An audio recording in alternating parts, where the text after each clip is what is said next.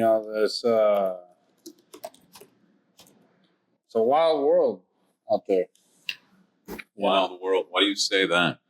Well, because you could be attacked by a fire-breathing turtle, or a angry Urzikstani, or even a blue big titty devil lady. The world of video games.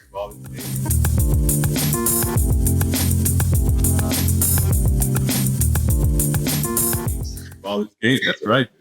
The world of video games, is notably one of the first games out on 1972. Correct.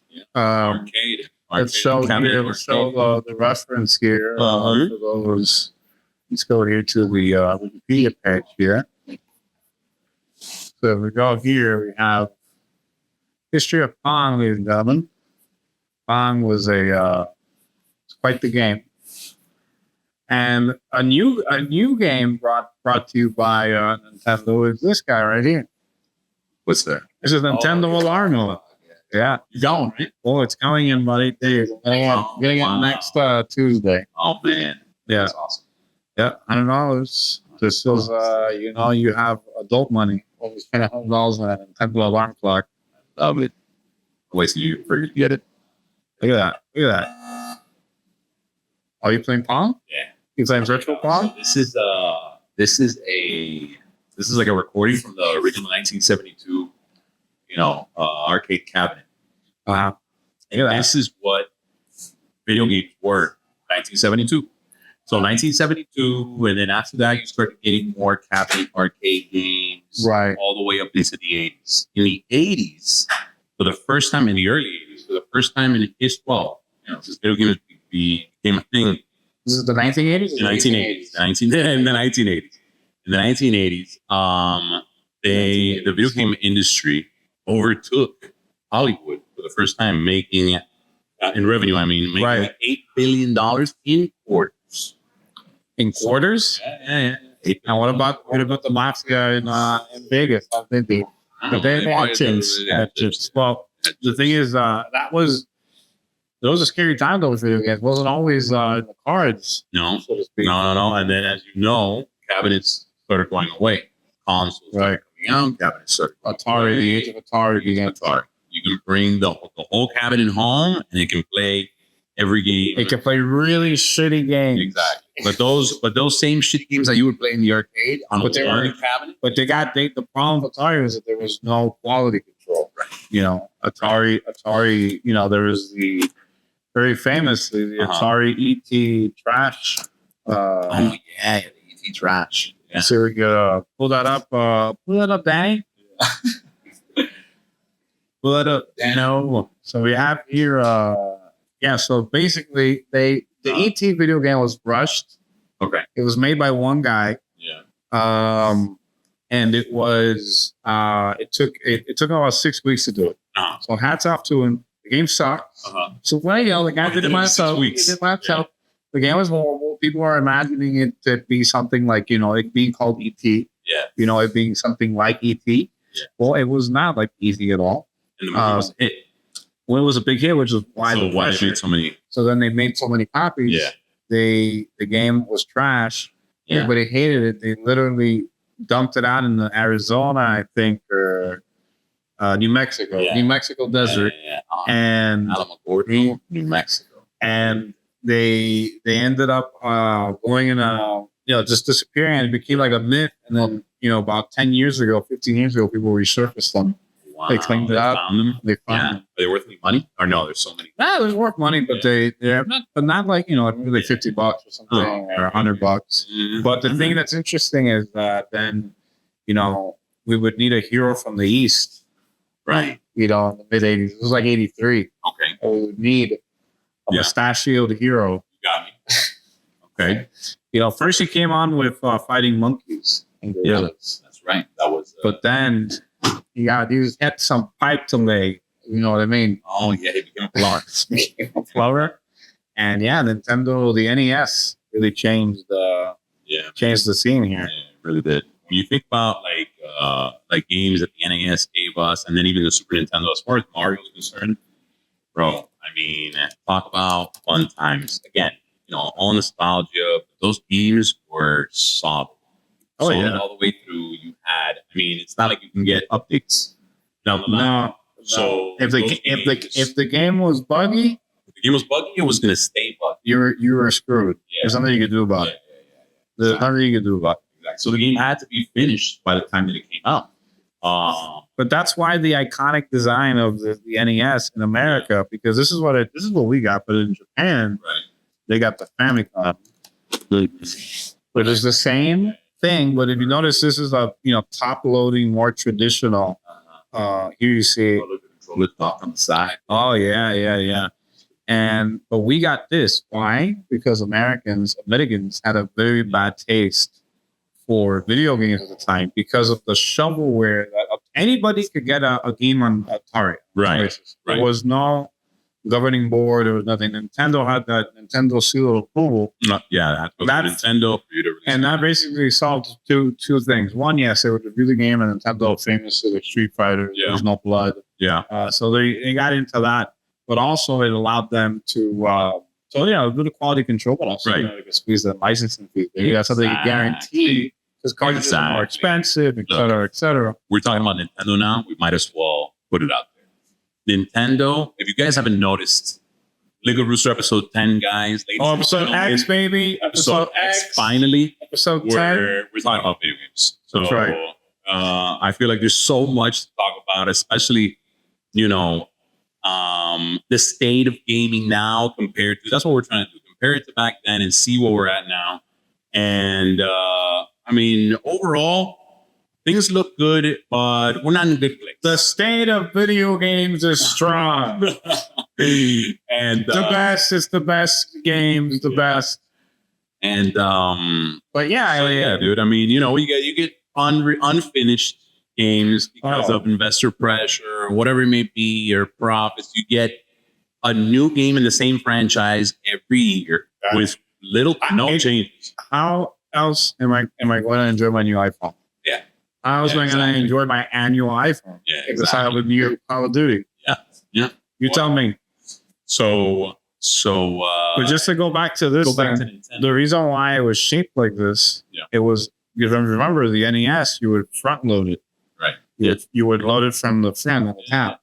And that was to simulate and you would load it from the front, and then you would click it down. It would kind of like engage. And that was to simulate a VHS, VCR, which Americans had more of an appetite for. And so that's why they called it the Nintendo Entertainment System.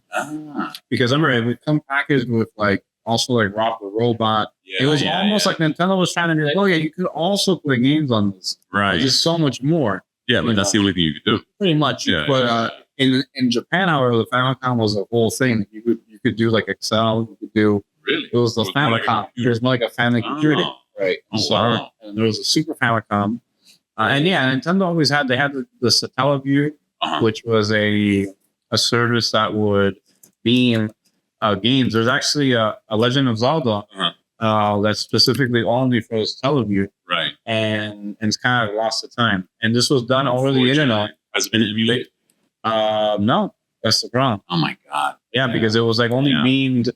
That's the good thing about emulation, boys and girls. Archiving those games that eventually will disappear because those copies disappear. So this was like an add-on that you would put in it over the air. You would get games, you would get news, you would get stock updates. Yeah, and Sega had that too. 112. So the expansion would give it an additional 512 kilobytes of RAM. Wow. Discontinued June 30th. June 30th of 2000. Wow. There was also the Sega channel. That's more up your bag. Okay. I never had that, but that was also a similar kind of thing, and they had that here in America. Yeah. And again, these are all things that were ahead of their time. Japan, I guess, had maybe a better infrastructure at the time for that kind of technology because it didn't work for them. Yeah. To a certain extent, they would release games and updates, and there would be news and content. both Sega and Nintendo. But again, it was very expensive here, at least, because of the dial-up and then the service itself. Yeah. But imagine being a kid in 1995, which was essentially Game Pass. No internet. 30 years ago. Yeah, that's incredible. No, it was internet, but it was just weak. It was slow, but you were also downloading. You weren't downloading a 300 megabyte Call of Duty update. Update. Megabyte. I wish. Gigabytes. Gigabyte. Remember that day? But going back to Nintendo, or staying on Nintendo can do whatever they want. Well, it does. At least Sega does, and then for anything else, Sega does. Sega does with Nintendo. Yeah. So What Nintendo? Yeah. No, say kind of Nintendo are boys now. Yeah. They're develops and but they're especially like during the GameCube era, which is one of the best of the Dreamcast. Nintendo was like, yeah. We was the kid. They did, but Sega doesn't know how to do a proper Sonic game. That's the problem. They haven't figured it out since the mid-90s. Since the midnight. The best Sonic game was Sonic Mania, which was like a third party. Yes, Sonic. Sega obviously published it. Team Sonic, whatever was involved, but it was mostly developed by a third party team. It was a labor of love. But if all these 3D Sonic adventure games, the movies are pretty good now. Movies are good. It's all pretty good. Movies are good. Just like Super Mario Bros. Movie. Oh, that was good too, man. Yeah, Link. There's Legend of Zelda Town Hall is going to be Link. Oh, yeah. No, I get that. But you make it work, right? Yeah. Make it work. Yeah. Hey, I'm gonna say that. I forget. Some guy from One Direction died today. I just read it before. This has nothing to do with video games, but One Direction, the boy band. Don't tell me it's Jerry Styles. He either fell or jumped off of some fourth story hotel in Argentina. Just today. No, not Harry Styles. Not Liam Payne. Yeah. 31 years old. Yeah. After reportedly what? Falling from balcony. That's nuts, dude. Was he involved in crypto? Because that's how crypto. That's how they go out. Remember when there was a bunch of crypto people dying? Yeah, that's right. One in the chat, one over here, one over there. But anyway, Nintendo exists in their own pipeline. For the algorithm, he possibly unalived himself. Yes. We cannot say suicide. We don't know. Yeah, we don't know. Nobody knows. We have to say unalived. But yeah, they exist in their own paragraph. It's not like they're competing with Xbox, PlayStation, because always said they've said they're Blue Ocean, there's Blue Ocean and Red Ocean. Like you have an Xbox and a Switch, or you have a PlayStation and a Switch. Right. Point is, you can get a lot of games that you can get on the Xbox on the PlayStation. Now you can get everything that you can get. Your next Xbox should probably be a PlayStation. Yeah, exactly. Microsoft will be fine with it too. They'll be fine with it. Yeah, they'll just, as long as they can put their exclusives on PlayStation. As long as they can give PlayStation money. But Nintendo's not going to do that. No. So you want Mario. Everybody thought that they were going to announce the Switch too. Yeah. They should have done it by now. It's been 7 years. I'll do whatever. They announced it in a long time. Yeah. So and I bought it. Yeah. If you know what, they'll buy anything Nintendo. So they don't have anything to worry about. They have nothing to worry about. Super Nintendo Land, Super Nintendo. They can do whatever they want. Super Nintendo. Yeah. They got Super Nintendo World, right? Yeah. Orlando. When is that opening up? That's it. Pull it up, producer man. Pull it up. Last paid producer in the industry. I tell you what. What am I looking for again? I think I want to go. Yeah. What is that opening up? Orlando. Super Nintendo World. Orlando. I can't spell, but Google got my back. Let's see what we got here. What's this? 2025. Oh. That's 2025. Like December. Biggity Pocket. Donkey Kong Country. That's Orlando. All that IP. Yeah, you absolutely accept them. You absolutely got. You a bunch of these things, probably $20 a pop. $20 to $35 a pop. Yeah, you lose, your kids are gonna lose it for sure. Okay, here you go. Yeah, All right. Yeah, that's gonna make money hand over fist. It's gonna be packed I think so. forever. I think so. And, I think it's we're gonna have to strategically go there like on a Tuesday at 3 a.m. Mhm. to be able to avoid some lines. So you saw Pong 1972. So let's get back on this journey. You saw Pong 1972. Let's see, where we're at now. Instead of showing you particular modern day video games. See if I can pull up here a demo of 305. So you can see what this is. So let's get through this. We here at Liquid Rooster love us some YouTube. YouTube just bless us with anything you want. We're watching ads. Watching ads within a YouTube video. It's better than buff us. All right. So video games now, dude. Look at this. Look at this. All right, skip the ad, dude. That's not the ad, dude.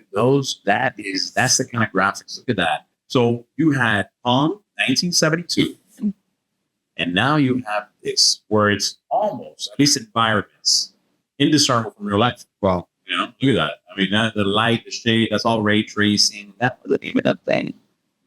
That's crazy. Again, this environment compared to a game from That's back then, already. how much is it? But so when was this? This is a new. This is a new. But this is even newer. Let's come up this. It's a new demo. Let's come up this. Let's see. 1 year. 2023. Oh wow! 1 year ago. Yeah. So this was new. Nice. Last year. This is Unreal Engine 5.2. This is a year ago. Look at this thing move. I mean, they captured this truck in real life. I think this. Look at that. No, it's incredible. Yeah. I mean, it's incredible, and it's the simulation Right. was never getting better. Yeah, exactly. You know? Exactly. It's just it's getting a little wonky with the politics. Nice. Yeah, Getting a little exactly. wonky. Things are kind of weird. We got a pandemic. They got a little.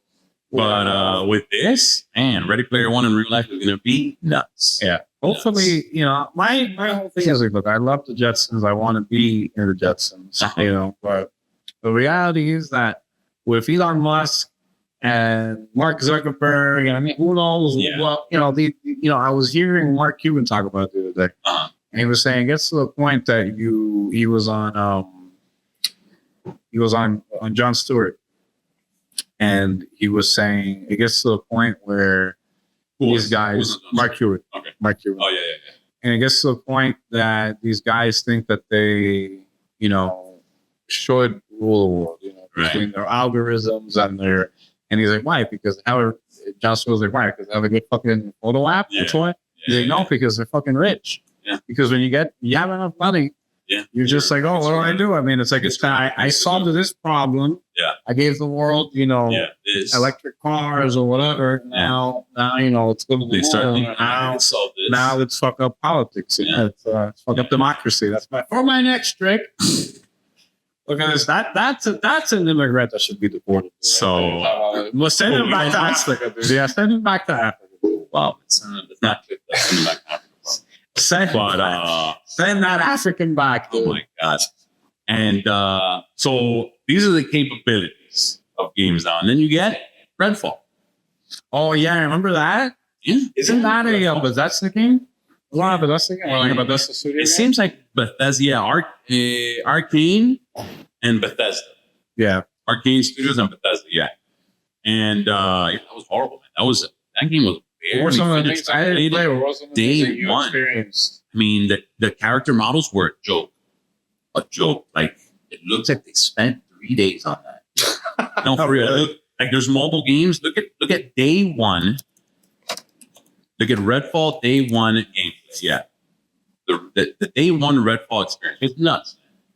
It's nuts. It was glitchy. I mean, it was hard to jump over walls just because it wasn't registering like the mantle here, but it was registering it over here.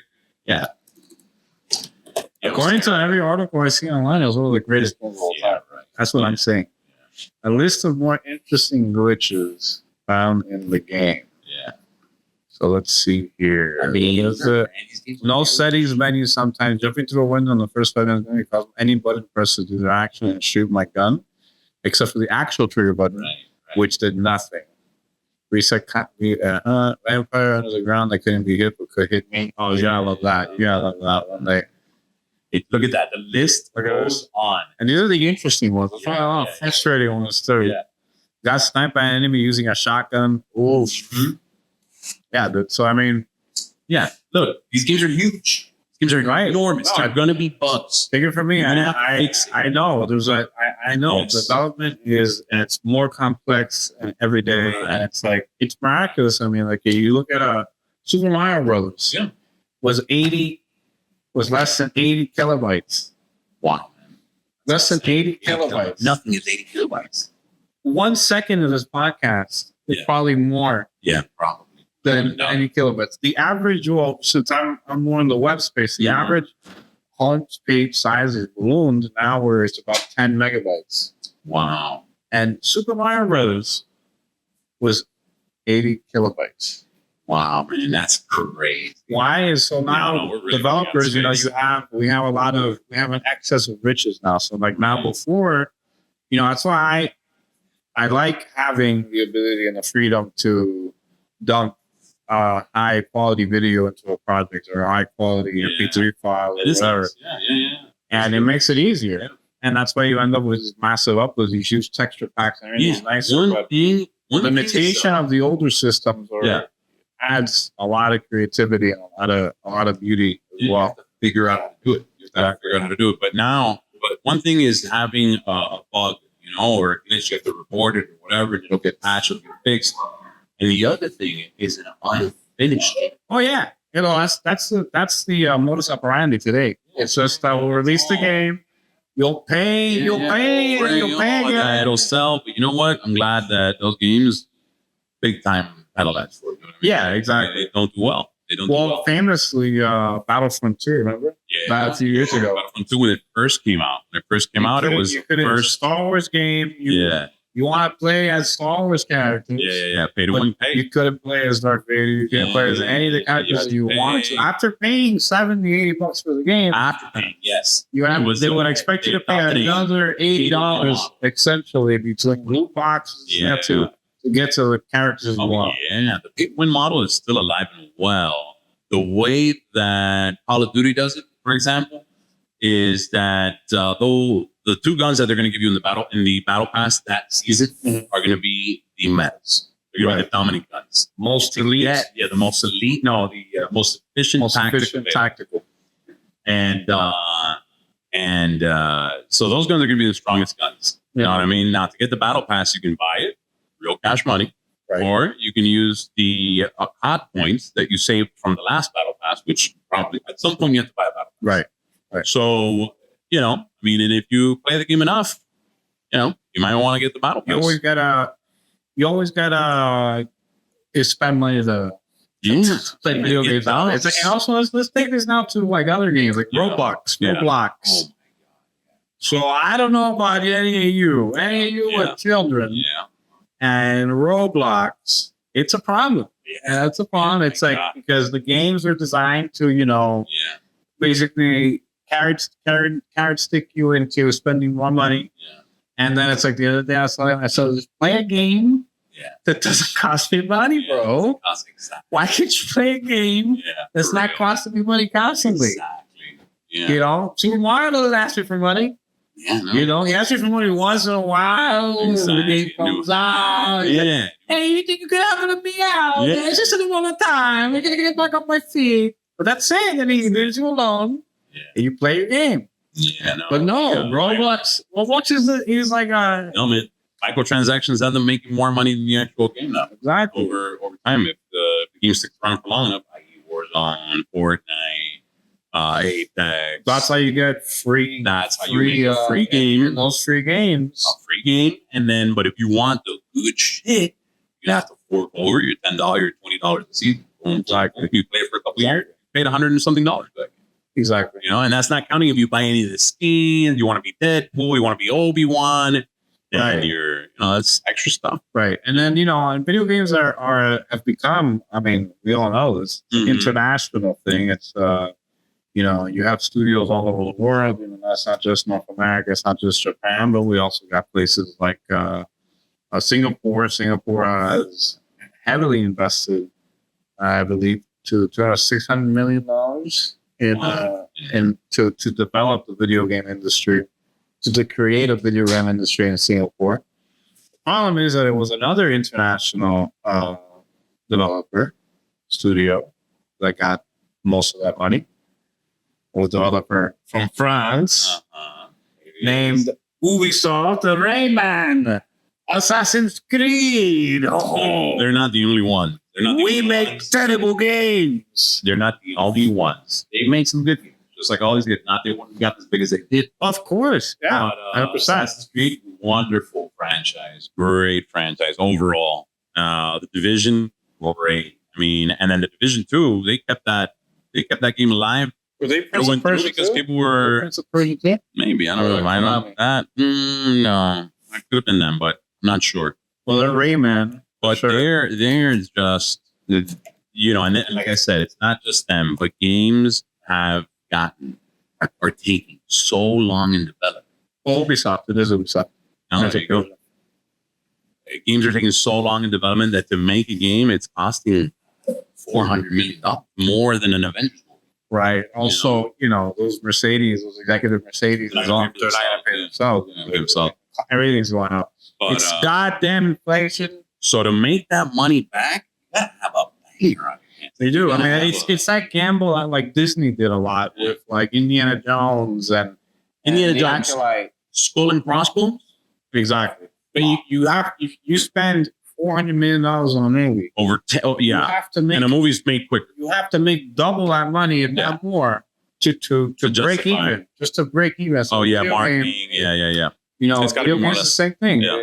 And if the game and word spreads quickly because it's not a $20 movie. Right. Even that kind of sucks, but $20 movie, whatever, it's 2 hours of your life. No big deal. Yeah. We're talking about $70, $80 games. And plus, not to mention the extras they charge you. Yeah. Then you have a situation where people get upset. Word spreads very quickly. And, as a consumer, if we complain, these things cost money, and I feel that makes us subhuman. Yeah, I feel that's a subhuman thing to do. I think we should just accept the cock of the corporation, whatever they give us, and we just accept it. That's it. Yeah. So last week, the director of Ubisoft Monetization, basically. He talks about director of monetization. The director of monetization. Out of all people, no, this is but play with that in your mouth. That mouthfeel. Director of monetization presents the ideas to microtransact our ass. Is upset because people are criticizing and celebrating Ubisoft's downfall. Right, and he calls peers that do the same subhuman. Director of monetization. Because the problem is people don't like it's fans' fault. It's fans' fault. Oh, right. It's like the Acolyte. You should like. Yeah, exactly. The Acolyte was terrible, not because of the space lesbians. No. It was terrible despite the space lesbians. Exactly. It was because it was shit. It was just a bad show. The pacing was bad. It was bad writing. Yeah. The story was kind of shit. Except for maybe one or two implications that they were bad, but I can forgive that. But you put it in a vacuum as a show. Yeah, sucks. When you told me that the main Jedi, the guy from the Squid Games, that he doesn't speak English. He doesn't speak English. At first I was like, I was kind of upset with his performance, and then I was wondering, I wonder if that's the writing. They're just making the Jedi look, but his performance, and then you're like, oh no, the guy doesn't speak English. He's phonetically just sounding out his lines, and I'm like, which can't possibly translate. And he's a great actor. He's a fantastic actor. But with that in mind, he did great. Right. Right. That's what I'm dealing with. Right. Exactly. It's like, come on. There was no reason, to hire him. Yeah. And he's the least of the problem of the show. Right.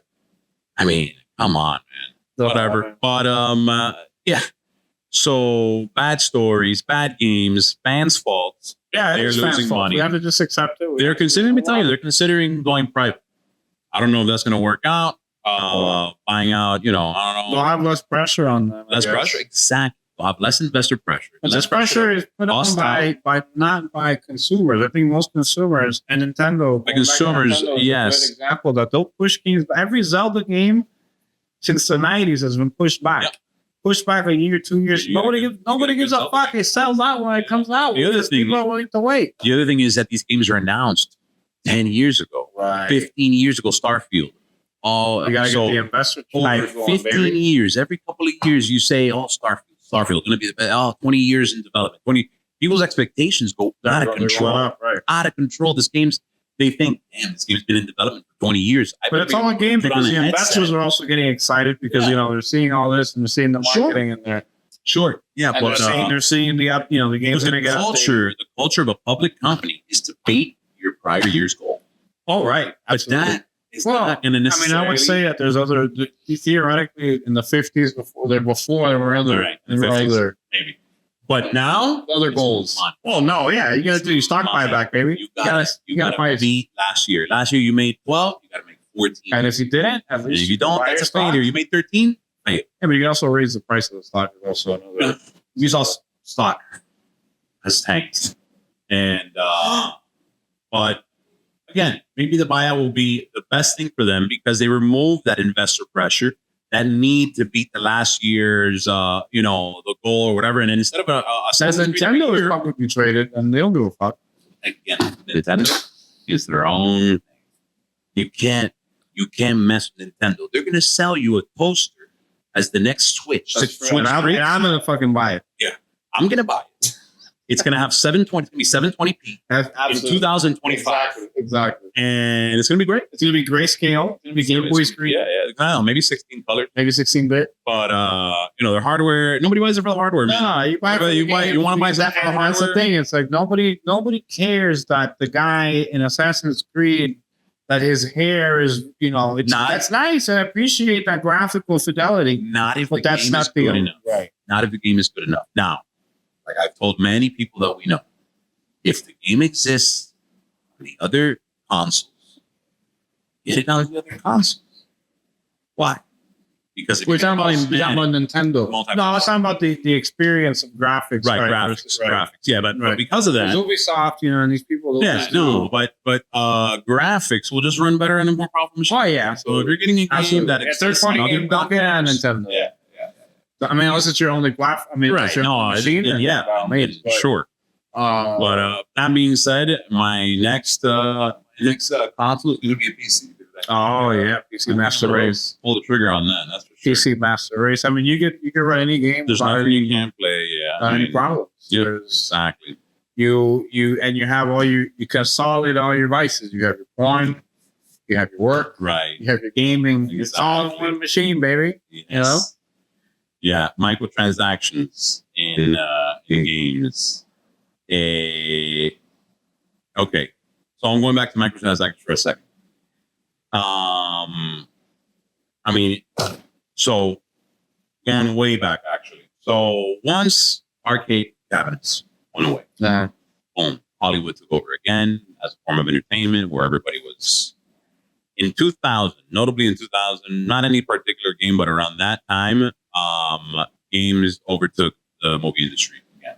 Well, there's a Right. And I think, from what I remember, I'm not sure now if that's because they started counting PC game sales together with games.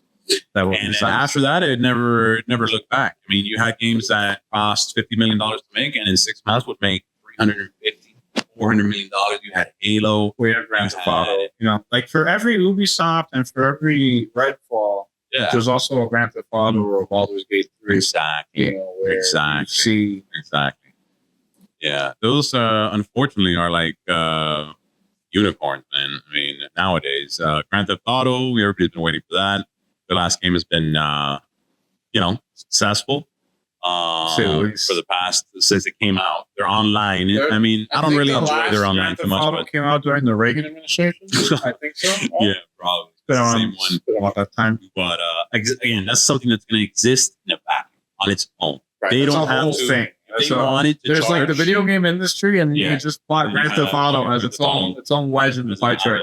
Yeah. They're whatever they want to do is fine. They Right. have to delay it. They have to delay it. They're going to delay it. Exactly. But when they're going to release that game, it's going to be incredible. Oh yeah. It's going to be an experience, and it's going to be an experience for the next 10, 15 years. Clearly, Yeah. which is fine. Line. Fine if it's But you know, quality. they're not gonna, they said that this just endline so they could build up. Yeah. They're never gonna do Red Dead Redemption again. There's not gonna make any more Red Dead sequels. Oh, okay. Yeah. All right. It was so good. It was so good. They didn't say that. They didn't say that. This just in. This just in. Breaking It's news. just Call in, guys. Yeah. Call in if you don't Hangouts. believe him. Call in if you don't believe him. And What's the number? everybody, So I can call in. call it. It's I'll put it on the screen right now. 1-888 Ubisoft. Ubisoft. Yes. Call Ubisoft support. But yeah, I think. Yeah. So when PC sales started being counted with PC game sales started being counted with since 2000, never looked back. Much more profitable, but now you're getting to the point where it's in some cases too bloated perhaps to come back and make a profit. If you're making if you're making a mid-range game kind of thing, a lot of these companies are preferring to release a free game and then get you with microtransactions. Well, you can't discount or forget the impact of indie development studios. Right. Stardew Valley, Celeste. Yeah. I mean, these are games that are typically done by one person. Yeah. Sometimes the kids Stardew Valley is one person. They're so good. And they're so good. Yeah. And so it really shows you that it's not even that a lot of the bloat and all that. It's more of a symptom of like big corporations. They have 20 different managers. Right. And again, they've gotten so big that they kind of lose focus on what the underlying product is, right? The underlying goal is, because then what happens is the whole goal becomes. We were talking about going the other day, another episode. Right. Watch that episode if you haven't.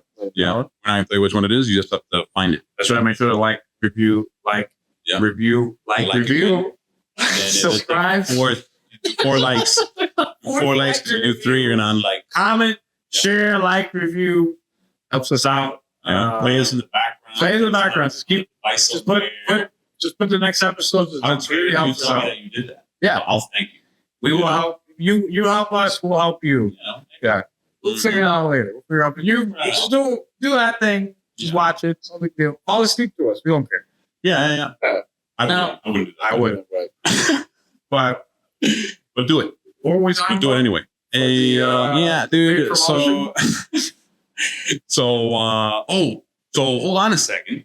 Well, somebody from it's been maybe months now at this point when the accolades were being given out to Larian for Baldur's Gate 3 Game of the Year. Game of the Year. My God. What a game. We put in how many? I don't like to. Wow. Hundreds probably. of hours. Probably, yeah. Yeah, now we're doing mods. Great game. Wonderful game. Immersive. Mm-hmm. The sound, big category. Big category, and it's got the music, everything. And it's essentially Dragons. So before, I remember this, before that pirate game, what is Skull and Crossbones? Yeah. Or Ubisoft, which all Skull and Bones, which all they had to do was look at what they did with Assassin's Creed Black Flag. 10-year-old game. Do it. Whatever. And so we couldn't figure it out. And that was one of the games that they got a lot of money from the Singapore government. Right. And so they gotta justify that money somehow by rebuilding. That game was rebuilt I think 2 or 3 times. From scratch, refactored twice. I'm gonna try to find now, but I think somebody from Ubisoft before their pirate game came out said that it was a quadruple A game. That their game was a quadruple A game. Oh no, but before the game was a quadruple A game, they said that people should manage their expectations, which with games that most games are not going to be Baldur's Gate 3. Oh wow! So it was already down talking to the fans, and video game fans are aggressive to say the least. Especially if they have the G Fuel on them. Exactly. Nobody likes to be told what to do, dude, you know? But Ubisoft, basically who it was. Yeah, but these are the same subhumans that don't like Ubisoft. So I mean, what's the problem? You know? Well, what I was saying earlier about Boeing was that it gets to the point where then you're not concerned with your underlying product anymore. You're just concerned with your stock price. You're just concerned about raising the price of your stock year over year. You can do that, and a lot of companies have famously run losses, like Uber. But they keep, there's investor confidence. There's a lot of companies that look at DJT. Did you see what happened at DJT? No. What is it? Media? No. It was it went down. It plunged so rapidly that trading on it was halted.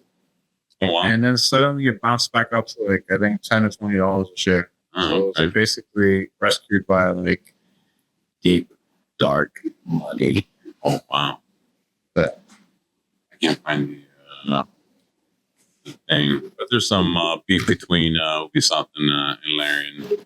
Well, because Larian doesn't make shit. Yeah. Doesn't make bad shit. Well, so far. I mean, I'm ready for the next year. I'm ready. But yeah, man, you're the year. Baldur's Gate. Hats off to Baldur's Gate. Wow. I mean, games are made to have fun and to have a good time with friends nowadays, because now there's a huge social aspect to games and all that stuff. Everybody's live service, but yeah, back before. Look at that. Oh yeah, just a little ballers to be yeah, voice acting, just everything, man, so great. There's still scenes that have not been unlocked by players. Really? Yeah. Like Larian has said. Yeah, there's still scenes that have not scenes that have not been unlocked by players, like cutscenes and stuff like that. It's crazy. Well, I'll tell you what's not a hidden scene. I mean, every time we started a new game, which have been plenty of times. So many times. We found new shit. Yeah, exactly. Every single time. And that was after the first time we beat the game, or we finished the story, or a possible story. Oh, yeah. It was like over 70 hours, right? Yeah, the first, over 77 hours, something like that. Yeah, close to 8 hours. But then it got easier. You practice strong. This is over the course of months. This is not like a week and a half, 70 hours. Right? You're active that. Yeah, exactly. We have jobs. Right. Yeah. And we're doing this podcast in the middle of all that. Yeah, it's what reminds me. Yeah. If you support your favorite podcast, we'll crank these out every week. Patreon, you let us know if we want us to do. And just comment. Hit us up on Instagram. Hit us up on YouTube. Comment, let us know what you want. What you want us to talk about. Play games. We think about streaming some Baldur's. Yeah, man. Yeah. And here for you. That's right, baby. Peace. Liquid Rooster, baby. 10 episodes. Love you. Love you more.